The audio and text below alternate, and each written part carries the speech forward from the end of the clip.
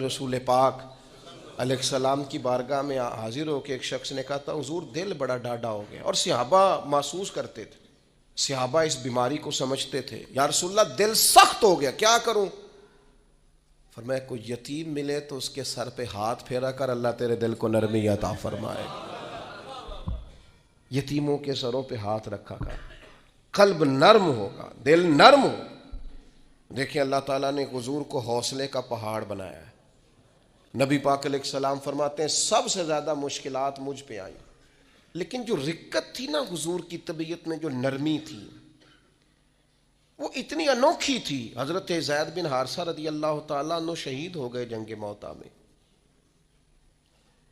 نبی کریم علیہ السلام ان کے گھر آئے، حضور صبر کا درس دینے والے، 500 کے قریب کم و بیش احادیث و آثار آپ کو ملیں گے صبر کے عنوان پر، 100 کے